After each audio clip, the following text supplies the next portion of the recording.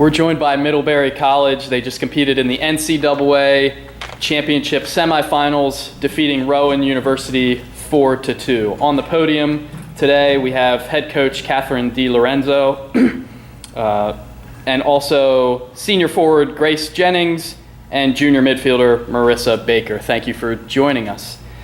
Coach, we'll start it with you before opening it up to questions. Your thoughts on today's game? I thought it was a terrific display of athleticism on both sides. Rowan was the most physical, the quickest, the most powerful opponent we have faced this year. A lot of fun, wonderful to see so many different types of athletes come to life a little bit differently because of that sort of combative nature of the game. And we anticipated that. It's always hard to anticipate, though, how people will step up to that and respond to that. It was a fun experience. Great to see our Middlebury group last so long with such a high-speed affair going on the field. So a lot of fun. I thought a terrific display of, technical ability, athleticism, fight. What a Final Four ought to have. You mentioned the end-to-end play, the frenetic pace. It was right from the start. Rowan scores just a few minutes in. You match them a few minutes later. How does that, when you have a frenetic pace at the very beginning of a game, how does that impact the team later on in the game? Or what did you see from your team in the final 15 and 20 minutes of the game based on that frenetic pace? Well, one of the neat things about having that happen right at the outset of the game is that it's sitting there, ready to explode unless you control the field. I thought it was helpful. Obviously not helpful that somebody goes ahead by a goal that early in the game, but you certainly get down to brass tacks pretty quickly when that happens. Let's talk about that a bit. First, Grace, with you. You go down early in a game. What do you say to your teammates when something like that happens in a national semifinal? You're down 1-0 early on when you're just getting acclimated with your surroundings and the game itself.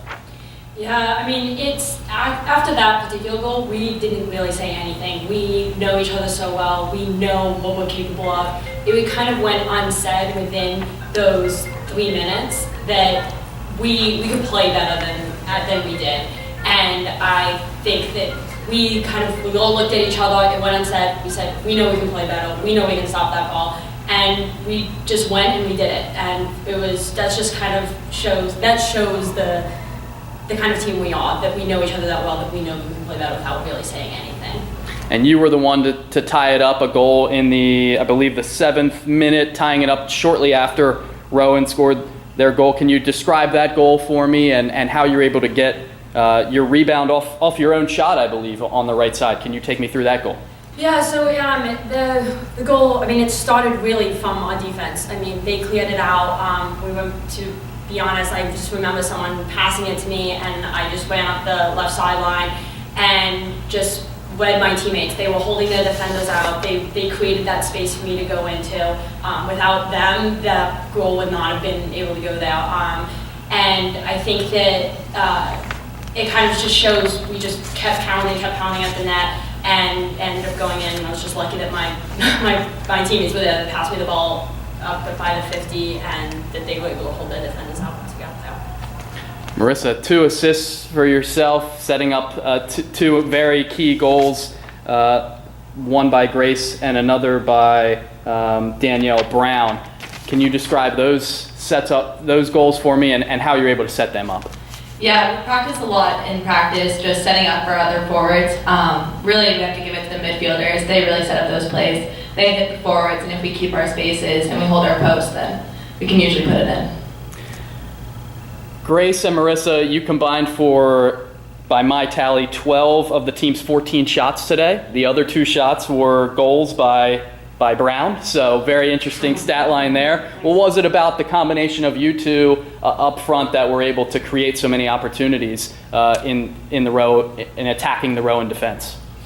I think that something that Marissa and I were just talking about before we came back in is that we really enjoy moving off the ball for each other, and we have a lot of fun with that. And I think that today, it just really came into fruition, all the things we've been practicing. We've been practicing moving up the field, moving for each other, and it just really, the opportunities just showed themselves today. And it's been a lot of fun. So Marissa, I don't know if you want to say more about what it looked like on your end, but it was just fun to move off each other. Grace and Danny are great to play with. Grace's speed is so fun. Move off the ball and just give and go all down the field. So it's good out there.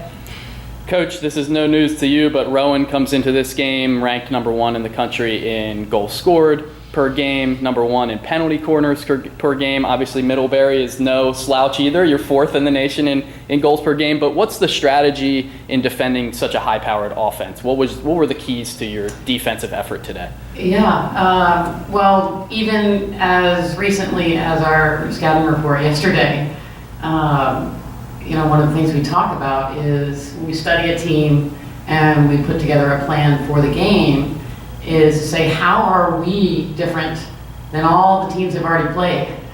If we're not, how are we different physically? How are we different in terms of our speed? And then what kind of a plan can we put in place that's a little bit different than what other people have done that has allowed for that kind of prolific offense to happen by the Rowan offense. So, it's an important, powerful pair of things to put together when you're planning for a game. And so we thought coming into the game that we might very well have 1 or 2 or 3, maybe 4 spots where our speed would eventually maybe wear them down, and we'd have a really good matchup there. But that's not enough because that's up front. We had to have a plan in place to prevent the kind of offense that they have been getting for 22 games. So putting those two things together, I think in the end anyway, I think we ended up being spot on with 2 or 3 or 4 spots where we gained an edge, especially as they got fatigued. And then our plan was to simply not let them overpopulate our defensive end at speed. We didn't do a great job with that early on in the game. And that was really because what we were learning about them was that they were so good at coming back hard at the ball. And even when we were matching them, they were winning the ball and getting to those fouls, getting to that one-on-one. So we needed more coverage. So we dropped some people back to make sure that we were +1 on the sides without our cover having to come out of the back, and that worked out well. When Rowan pulled within 3-2 after the penalty stroke late in the game, you called a timeout immediately. What was the importance of a timeout in that instance? Yeah, just to say exactly how the game was going to go for the last 4 minutes and 40 seconds. It's easy to leave it to maybe 11 or 12 different ideas about maybe how the game might go. But 4 minutes and 40 seconds is a respectable but not a huge amount of time, and we knew that even if we played defense the whole time, which we didn't, we went back out and we played offense, so we actually scored another goal. But just an important time to take the game back in your own hands and get a plan in place where everybody will be on the same page. It doesn't mean it's rocket science, any huge piece of information that was life-changing or anything, but it definitely whittles it down to the 1 or 2 most important things that everybody needs to do for 4 minutes. And everybody did that well. Marissa, Coach just talked about the final 4 minutes. It's easy to kind of sit back, right, and kind of pack it in, but can you talk about still having that attacking mindset when you know it's only a goal difference and there's 4 minutes left in the game? How important was that for this team? I think the most important thing in those 4 minutes was possession. We didn't want to throw any passes that were going to get intercepted and have them go up man. So once we had our possession and we're controlling the ball, then the field really opened up nicely and allowed us to go down the field and score a goal. Grace, I was listening to the broadcast while watching the game, and the announcers described you as being most locked in when the stakes are the highest. Why is that? Well, I guess that's I don't know. True. I guess it's true. Yes, True. it is true. I guess that I think our team plays its best when the stakes are the highest, and I like playing when the stakes are the highest, and I think my team does as well. I think that it challenges us to create something that we've never created before, and it makes us think in ways that ways that we've never seen before. And I think that that's what creates a great team and what creates the styles that have been played to like today. Today we saw the most incredible passing patterns, the most incredible defense, the most incredible offense, and it comes from a team like Rowan, a team that we've never seen before, a team that's played a style that we've never seen before, and it's fun, and it's a lot of fun, and I guess that me personally, I just kind of reflect how the rest of our team is playing as well. It's just very locked in, thinking a lot, and just really excited to play a competitive game. So this question is for any of you. This is the 9th straight year there's been a NESCAC team in the championship, and the 3rd time it's been an all NESCAC championship game. So talk a little bit about that, the league, and how that when you get here you're prepared for this competition you're facing, because you're facing it pretty much weekend in and weekend out throughout the season. I'll take that.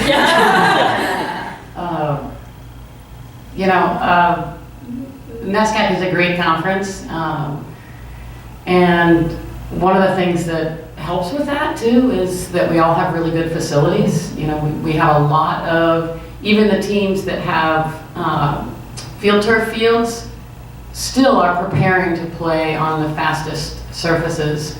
So I think that's one, and that attracts it attracts a good player, it attracts a good brand of hockey. And with that comes, when you're playing in that league, you certainly have some confidence that you are being prepared well.